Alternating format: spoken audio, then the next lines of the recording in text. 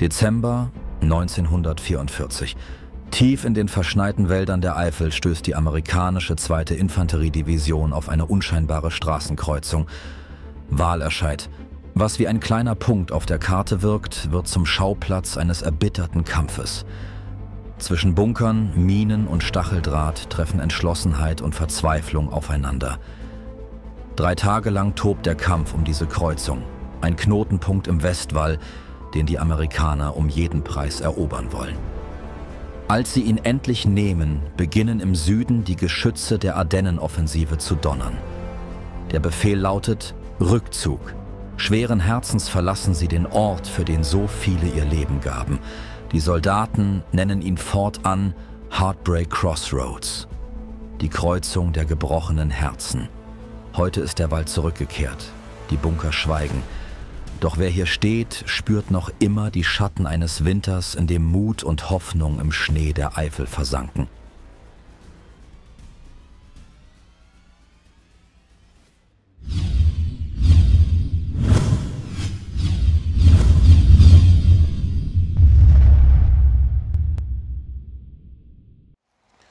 Ja, hallo Freunde und herzlich willkommen zu einem neuen Video auf unserem Kanal.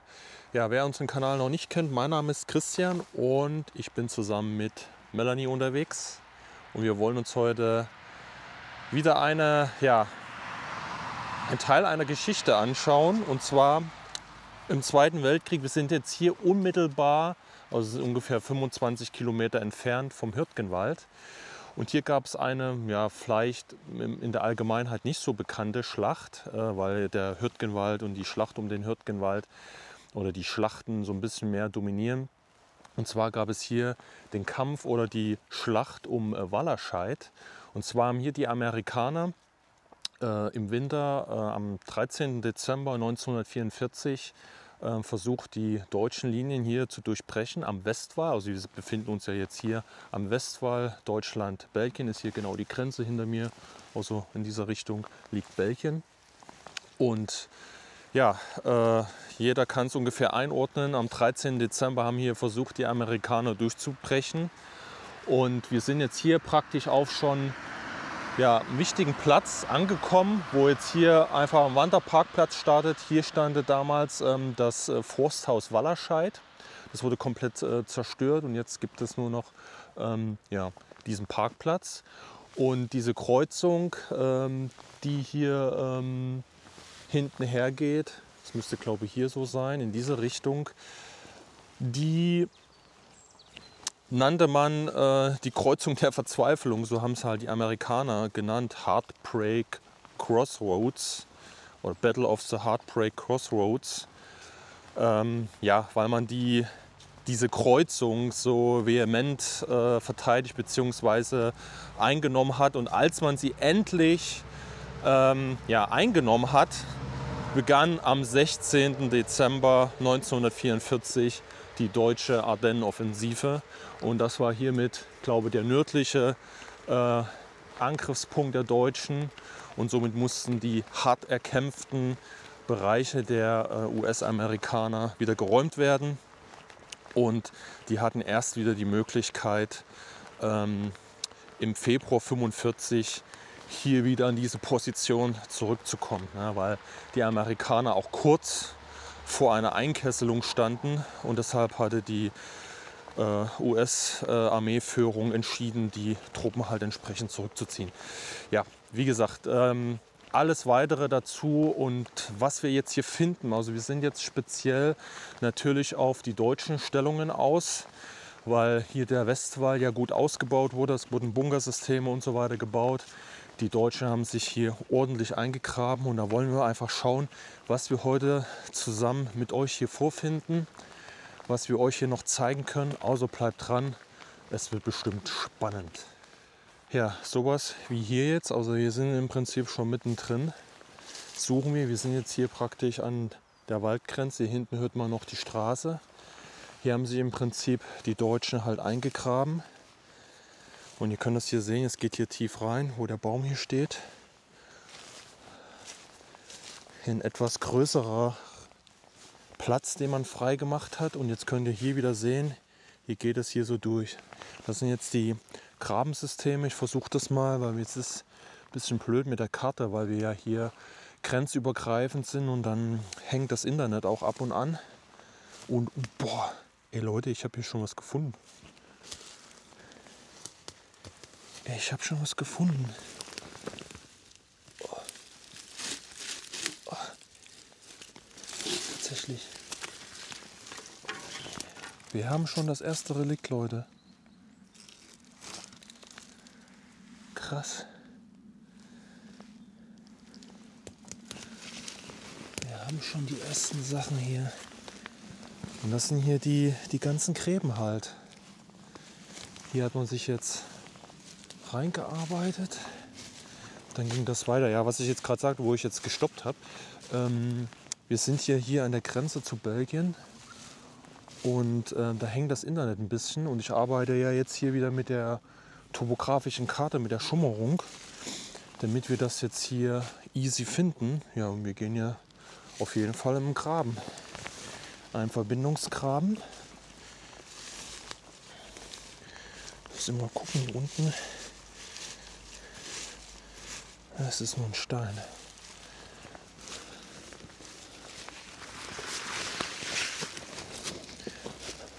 Ja, ich werde das hier jetzt mal so ein bisschen durchlaufen. Wenn wir irgendwas finden, dann schalte ich immer die Kamera ein. Ich glaube, das ist die beste Option wieder. So, Melanie ruft gerade. Gott sei Dank habe ich Melanie immer dabei, sonst bin ich aufgeschmissen. Es ist immer gut, wenn ein paar Personen mehr durch das Gelände gehen, weil man kann, und das haben wir schon so oft erlebt, einfach 20 Meter daran vorbeilaufen und hat nichts gesehen, gar nichts. So, Melanie hat hier schon wieder was für uns gefunden. Schaut mal, Leute, wieder ein Stück Metall. Guck mal, wir haben jetzt hier so eine richtige Kerbe hier oben drin.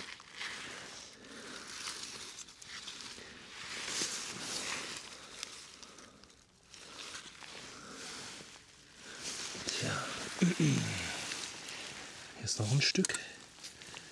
Also wir sind hier richtig. Die hat es so zerlegt, den Bunker, oder es gehört zu irgendwelchen Ausrüstungsteilen. Das ist jetzt, der muss jetzt vor uns liegen, ne? Spannung steigt. Oh, ihr seht es, hier geht es wieder so hoch. So, vor uns tut sich hier noch was auf.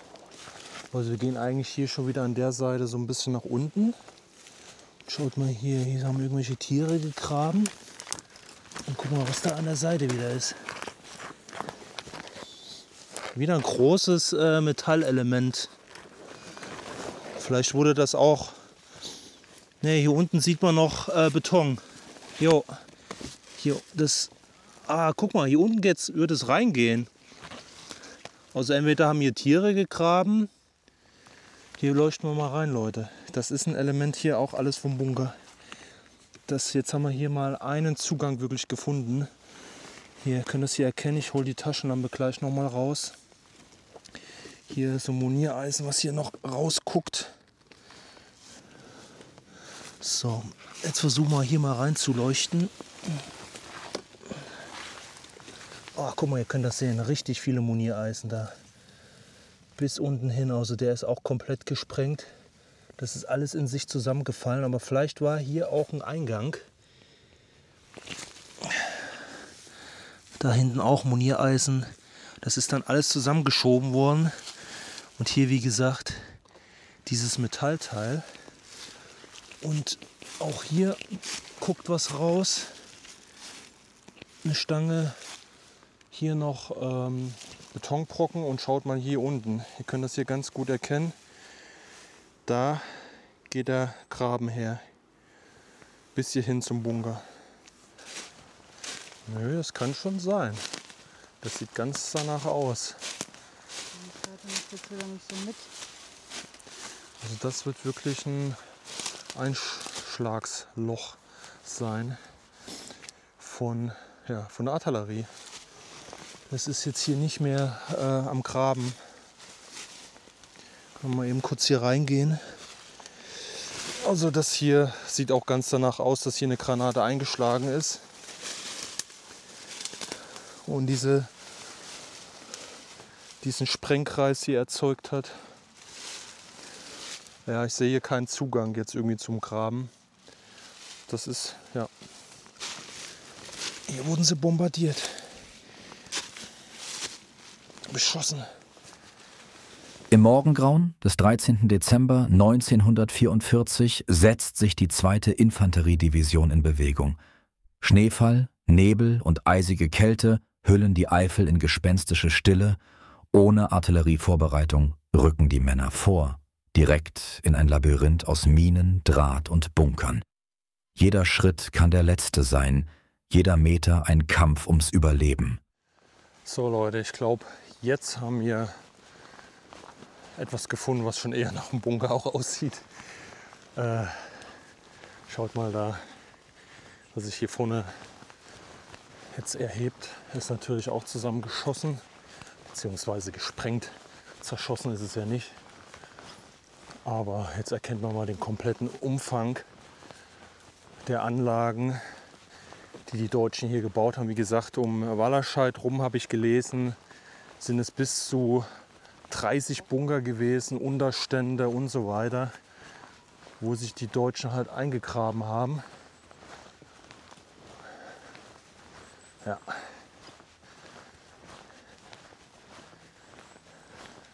Guckt euch das mal an.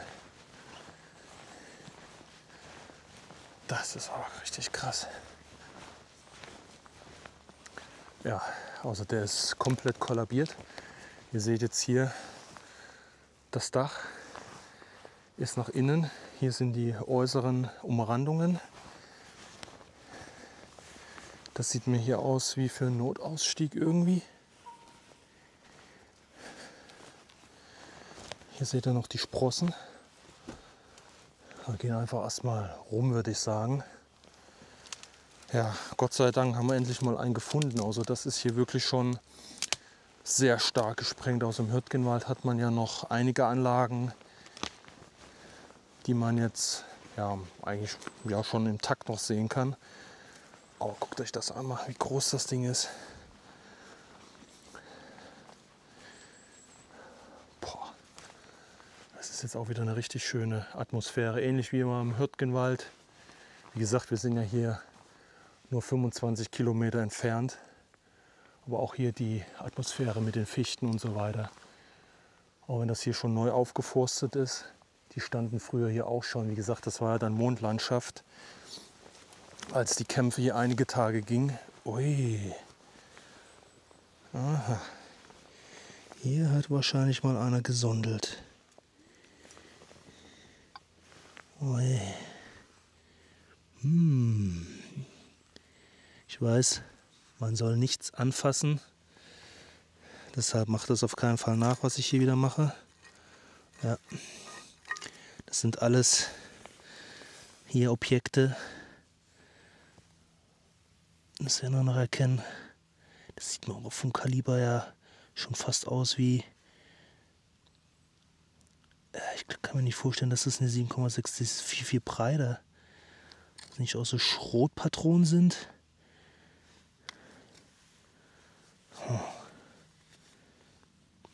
Okay, das bedeutet, hier hat jemand auf jeden Fall gesondelt, weil das wird nicht hier oben liegen.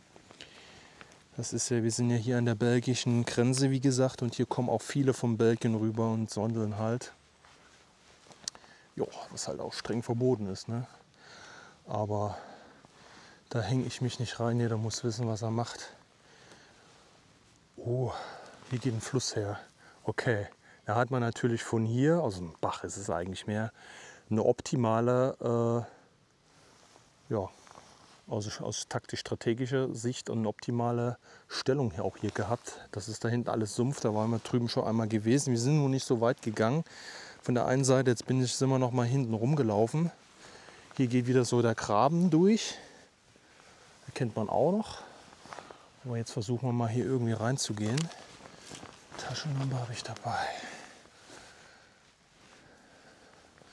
Naja, hier sieht man aber auch so ein paar Einwirkungen.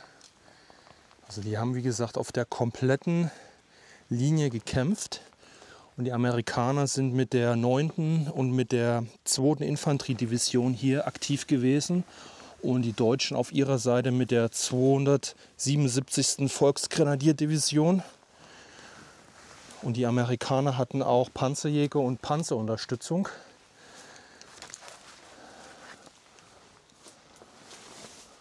Ja, weit kommen wir jetzt auch nicht rein hier, ne? Das war es auch im Prinzip schon. Alles schon total versindert hier, das ist schon Ewigkeiten so. Nach dem Krieg wurde da auch nichts mehr gemacht. Trotzdem versuchen wir noch mal so ein bisschen drumherum zu gehen. Vielleicht entdecken wir noch mehr. Die Deutschen sind bereit. Maschinengewehre rattern, Granaten schlagen in den gefrorenen Boden. Überall Rauch, Splitter, Schreie. Der Vormarsch stockt und der Wald selbst scheint die Angreifer zu verschlingen. Zwischen verkohlten Baumstümpfen und zerfetzten Gräben klammern sich die Soldaten an jeden Meter Erde, den sie gewinnen können. Guck mal, jetzt sind wir hier an der Front, da wo der Wirkungsbereich war, also in diese Richtung.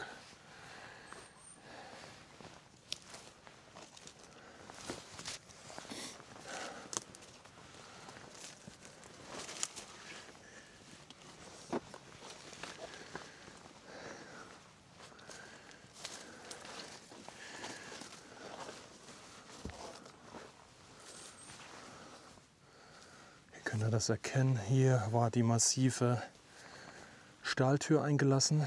Hier sind auch noch Granatreste auch teilweise. Hier für die Belüftung das Rohr noch so auf 7:30. Ja, hier für die Beleuchtung auch. So, da waren wir gerade drin. Und das ist der andere Bereich. So. Mehr. Naja, hier ist die Scharte für das Maschinengewehr. Dahinter ist der Kampfraum. Ich weiß nicht, ob das ein doppelter war. Aber ne, er müsste eigentlich, aber es lässt sich schwer sagen. Aber der ist schon sehr groß. Aber ich sehe hier, wie gesagt, nur eine Scharte. Hinten hinaus wird er keine Scharte gehabt haben. Da müsste ich jetzt den Plan von der Anlage haben. Am 3. Tag gelingt das Unmögliche.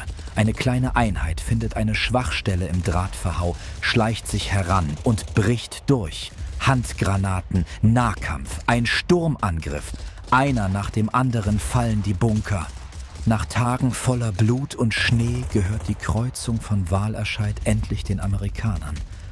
Doch niemand jubelt. Der Preis war viel zu hoch. So, letzte Eindrücke vom Bunker. Ja, ich bin mal gespannt, ob wir noch welche finden. Also die Amerikaner haben hier wirklich alles gegeben, diese Linie zu knacken, beziehungsweise im Nachgang halt unbrauchbar zu machen. Ne? Das muss man einfach so sagen, weil die doch hier wirklich an der Stelle auch Bitteres erfahren haben. Was ja die Angst damals im Vorfeld vor dem Westwall auch, was nicht ungewöhnlich war. Man hatte ja sehr, sehr viel Angst gehabt. Und es hat sich hier mit dieser Schlacht auch bestätigt, dass das nicht so einfach gewesen ist. Und ja, die Amerikaner, wie gesagt, haben dann auch in den ersten 2 Tagen es dann geschafft, auch so langsam ein Infanteriezug reinsickern zu lassen in die deutschen Stellungen. Und im weiteren Verlauf sind sie auch ein bisschen vorangekommen. Aber wie gesagt, ihr müsst auch euch vorstellen, es war auch da übel Schnee zu der Zeit. Sichtverhältnisse gegen 0, weil man ja auch nicht weit ins Gelände blicken konnte. Also diese Zerstörung des Nadelwalls hat ja dann immer weiter zugenommen, obwohl es halt auch Bereiche gab, die die Deutschen schon komplett platt gemacht haben. Dass sie halt eine entsprechende Sichtlinie natürlich auch hatten und auch für Fahrzeuge das Durchkommen an der Stelle auch erschwert wird. Ja, also bleibt mal dran, mal gucken, was wir noch finden. Es ist heute auf jeden Fall schwierig, das muss ich schon sagen. Es ist nicht so einfach, in dem Gelände jetzt noch was zu finden unter den Bedingungen. Aber wir geben uns das Bestes natürlich. So Leute, jetzt haben wir aber hier einen richtigen Krawenzmann gefunden. Und zwar ist es ein Westwall-Bunker, klassifiziert 121a.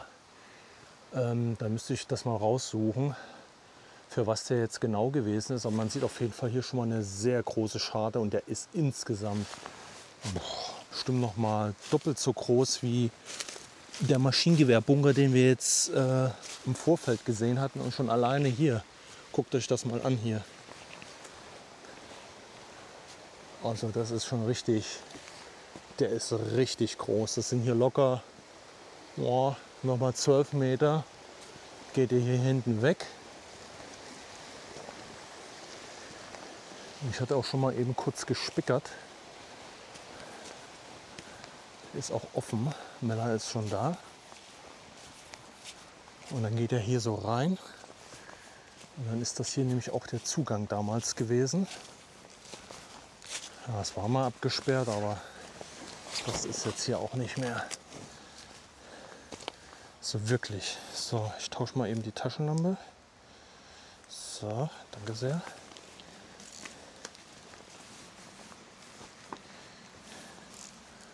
Weil das Coole ist jetzt hier in dem Fall, dass der ist zwar auch beschädigt, aber nicht so gravierend wie der, den wir gerade eben hatten.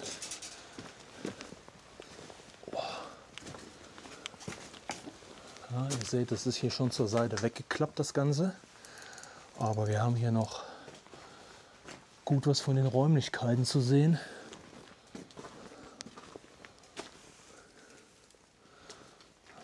Hier ist dieser Träger hier, wo das auflag.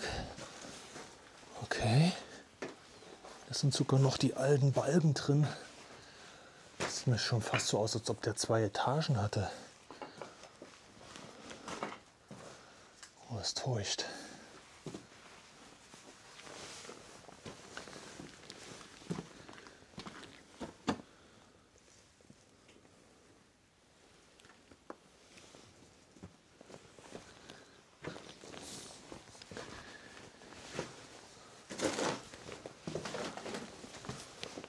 Hier kommen wir jetzt in den Bereich, wo die Scharte war. Ja. Kopf einziehen. Ja, da kann man rausgucken. Zack.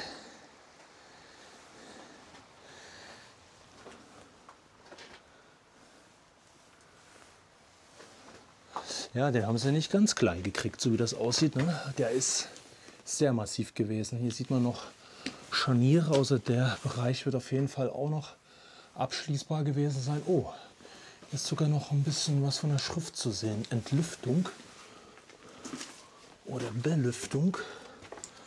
Oh, mal gucken, jetzt wird es wieder ein bisschen kriminell. So, jetzt müsst ihr das sehen. Belüftung. Ja, es ist immer so das, was man gerne noch mal so ein bisschen schaut, ob man irgendwo noch mal Beschriftung sieht. Und hier haben wir es noch mal. Noch während sich die Männer eingraben, bebt der Süden im Donner neuer Geschütze. Die deutsche Ardennenoffensive hat begonnen. Panzer rollen, Funkgeräte knacken, Chaos bricht aus. Aus einem hart erkämpften Sieg wird binnen Stunden ein drohendes Desaster. Die Front bricht und Wahlerscheid steht plötzlich auf verlorenem Posten. Am Abend des 16. Dezember erreicht sie der Befehl: Rückzug. Die Kreuzung, für die so viele gefallen sind, muss aufgegeben werden. Unter ständigem Beschuss schleppen sie Verwundete durch den Schnee zurück nach Krinkelt und Rocherath. Was mit Mut und Entschlossenheit begann, endet in Bitterkeit und Schmerz. Die Männer nennen diesen Ort fortan Heartbreak Crossroads, die Kreuzung der gebrochenen Herzen. So Leute, es geht weiter.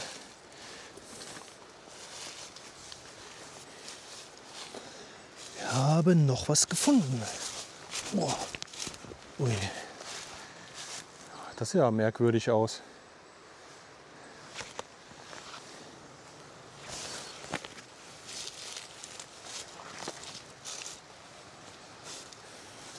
Sieht mir auf den ersten Blick gar nicht aus wie ein Bunker, wenn ich ehrlich bin. Ja, wir gehen erstmal eben runter. Tja Leute, ich weiß jetzt nicht, ob das direkt ein Bunker ist. Es ist auf jeden Fall ein Objekt jetzt hier, was zu dem Westwall gehört. Wir haben hier hinten einen kleinen Bach und es ist ja nur wie so eine... Es kann natürlich sein, dass jetzt hier eine etwas breitere Straße herging. Eine Schrift. Ja, nee, ich glaube, da hat einer so ein bisschen was reingekratzt. Aber eine Schrift ist es nicht. Aber ihr könnt mir gerne mal helfen, was das jetzt hier wirklich ist. Versuchen wir mal eben ein bisschen reinzugehen. Oh.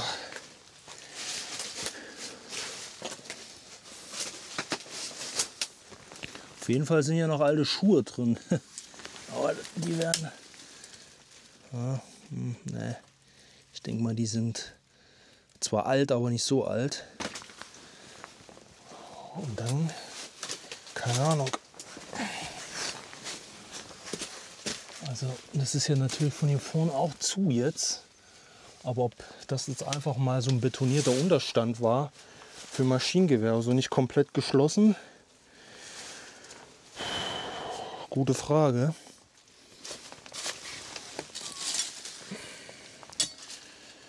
Kann natürlich auch, ja, ich tippe mal auf so einen betonierten Unterstand, dass man da ein Maschinengewehr hier positioniert hat. So was anderes hätte ich jetzt keine Idee, warum man das so massiv macht. Aber hinten ist wie gesagt hier offen.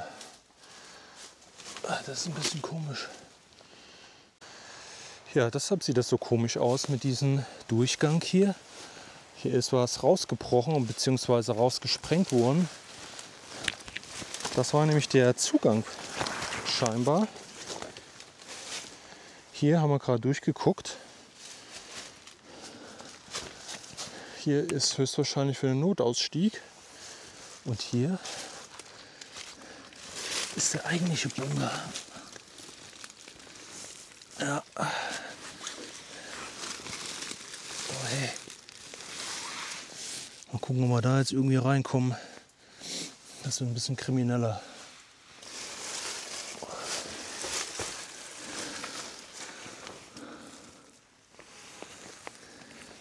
So, hier haben wir noch einen Teil vom Belüftungsrohr. Oh, das wird eng da hinten. Keine Ahnung, ob man da auch noch von der anderen Seite reinkommt.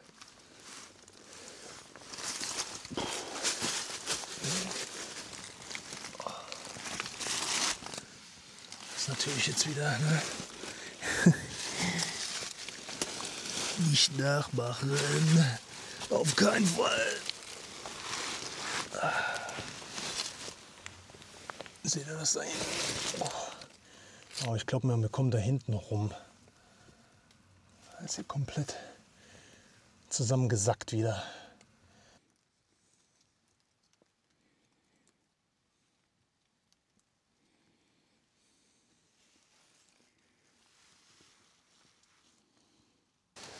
So, Leute, hier kommen wir noch mal rein.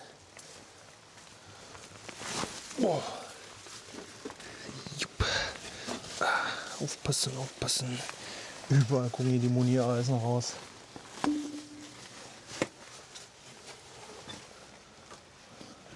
Ja, ein Teil vom Kampfraum können wir noch sehen.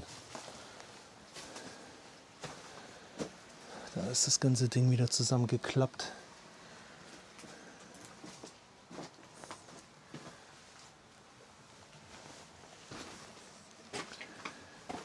Hier auch noch ein Bereich zu sehen. Also die Amerikaner haben sich hier richtig Mühe gegeben.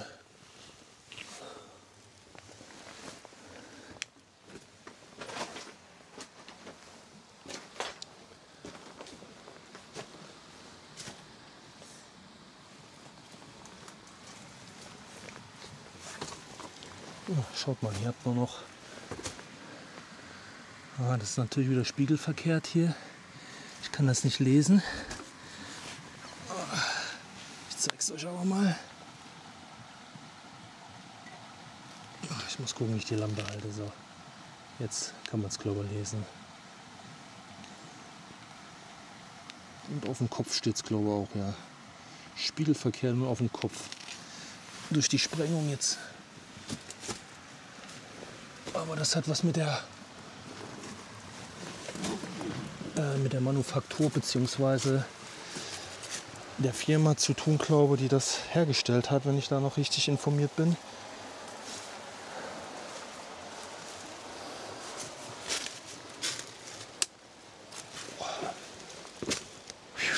Alles gesprengt hier, meine Güte, hier liegt auch noch was rum. Also Tatsache ist, dass man hier immer noch Objekte findet, die gar nicht so abseits vom Weg sind. Wir haben hier einmal einen Schuh. Der ist jetzt mal richtig angefressen. Aber was noch viel interessanter ist, ist dieses Objekt hier. Hier ist nämlich eine Nummer oben drauf. Dreh das mal eben. Ne, das ist verkehrt rum. AL10R6061. Ja, und dann platzt das so langsam ab. Keine Ahnung, was das ist hier. Vielleicht weiß es einer von euch, das würde mich mal interessieren. Also leg's mal hier auf die Hand, das kann kein Sprengmittel sein, weil hier so eine komische Nummer drauf ist. Es ist ja auch komplett leer, also hier passiert nichts. Aber ich weiß nicht, was es ist.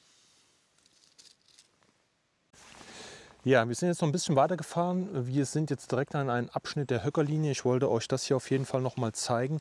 Hier hat man jetzt einen Gedenkstein errichtet, der hier noch mal an die Kämpfe von der 277. Volksgrenadierdivision erinnert. Das Aufeinandertreffen mit der 9. Infanteriedivision. Also hier hat man komischerweise 99. US-Infanteriedivision geschrieben. Ich meine aber, dass das die 9. Infanteriedivision gewesen ist und die 2. und die 99. das US-Infanterieregiment. Aber ich kann mich jetzt täuschen, wenn, dann blende ich es euch nochmal ein. Ich meine, das ist das 99. US-Infanterieregiment gewesen, was hier ja, praktisch am 13. Dezember die Speerspitze im Prinzip bildete und hier gegen die Bereiche vorgegangen ist. Man sieht hier auf jeden Fall in dem ganzen Bereich auch nochmal hier die einzelnen Bunker, die hier so errichtet wurden. Also es gab Doppel-MG-Kasematten, Regimentsgefechtsstände, Gefechtsstände ohne Postenstand, doppelter Gruppenunterstand ohne Kampfraum, MG-Schadenstand der Grenzwacht und so weiter. Also hier war einiges gebaut und man hatte hier damals auch 2007 zumindest gestiftet einige Holztafeln, wo das auch noch mal schriftlich drauf stand. Jetzt hat man das scheinbar ersetzt, weil das der Witterung vermutlich ausgesetzt war. Mit so einer Kunststofftafel, das hält wahrscheinlich dann auch ein bisschen länger und hat hier an der Stelle daran erinnert. Was jetzt nochmal ganz interessant ist, wie gesagt, ist, dass wir jetzt hier am Bereich der Höckerlinie sind. Für einige, die sich damit noch nicht beschäftigt haben, Höckerlinie ist im Prinzip ein groß umfassendes Panzerhindernis gewesen. Und Höckerlinie sagt der Name schon. Mal gucken, da vorne fängt sie an, weil das halt solche Höcker sind. Verschiedenste Größen, die man dann nebeneinander und hintereinander platziert hat. Und das ging jetzt hier an der kompletten Reichsgrenze hier lang. Westwall wurde vom Reichsarbeitsdienst, wie gesagt, errichtet. Hier sieht man das jetzt mal. Wir können jetzt gleich mal gucken, ob wir hier noch irgendwo einen Überflug machen können. Hier ist es ein bisschen grenzwertig. Hier sind die Bäume, das sieht man auch gar nicht von oben. Aber hier können wir mal eben reingehen. Und dann seht ihr das nochmal. Ich hatte euch das im Bereich Hürtgenwald in der Umgebung auch schon mal gezeigt. Das sind solche Betonhindernisse. Hier schaut die Armierung auch schon raus, die Stallarmierung. Und die hat man praktisch hier hintereinander gebaut, um im Prinzip den Panzern ein Hindernis zu bieten, wo sie halt nicht durchfahren konnten. Hier haben wir jetzt auch mal einen Abschnitt, den ich euch ein bisschen besser zeigen kann. Ja, ihr könnt es erkennen, die haben verschiedene Höhen, die Betonelemente.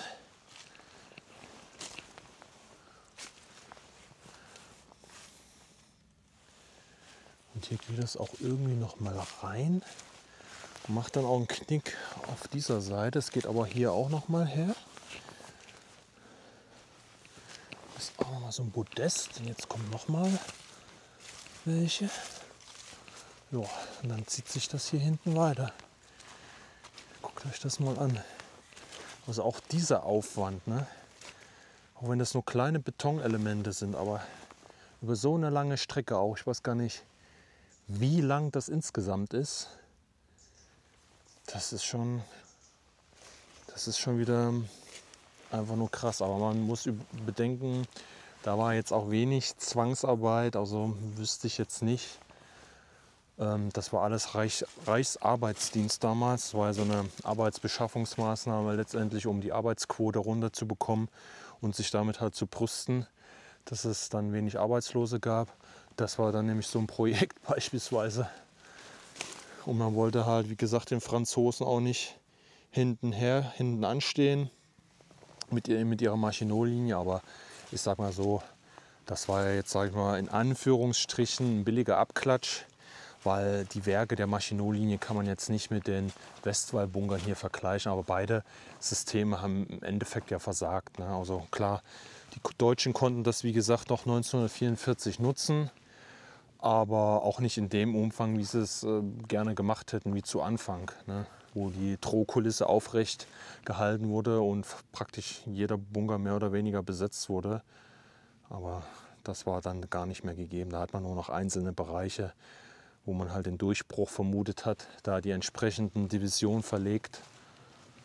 Und die haben halt die Sachen jetzt hier vom Westwall dann noch genutzt, um sich da einzugraben. Aber trotzdem ist das hier wieder so richtig mystisch, ne? Hier sind einzelne Elemente auch rausgebrochen. Vielleicht hatte man damals hier ja auch einen Durchbruch gehabt, dass hier sich irgendeine Einheit durchgemogelt hat oder später halt gesprengt zu Testzwecken. Das hatte man ja auch häufig, um Sprengladungen und so weiter zu testen. Aber das ist hier richtig aus den Angeln gehoben. Also hier war ein Treffer. Oder vielleicht auch durch Artilleriebeschuss. Schwer zu sagen. Aber guckt euch das mal an hier, wie das aussieht. War schon sehr mystisch. Also hier ist so wirklich eine doppelte. Also hier, dann ist hier so irgendwie nichts. Es kann sein, dass das hier Minen drin waren, ne? Gleichzeitig wurden ja auch Minen zum Teil verlegt. Und dann geht das hier weiter. Hier sind noch mal so richtig hohe Elemente. Boah, das sieht wirklich krass aus hier. Und jetzt mit dem Wald hier.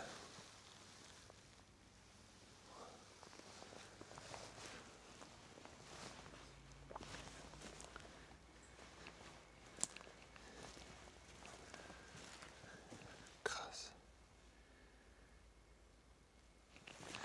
Ja, Freunde, hier mit dem Ausblick auf die Höckerlinie soll es das eigentlich jetzt mit diesem Video gewesen sein.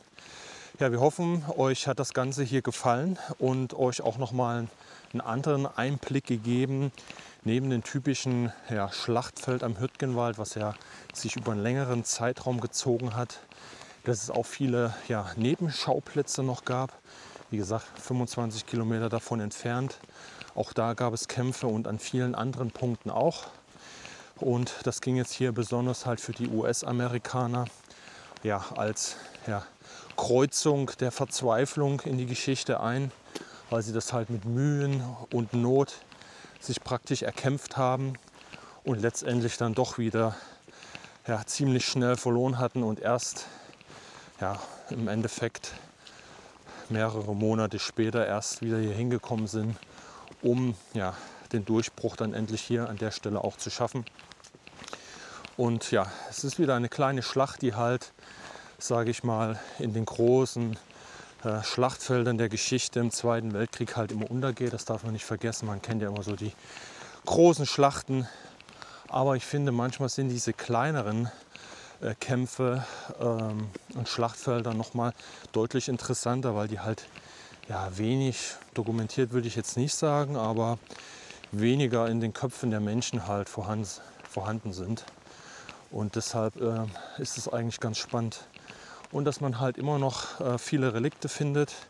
Also bis in die 1980er Jahre war der Westwall halt auch so links liegen gelassen, bis man das ab dann halt so systematisch aufgearbeitet hat.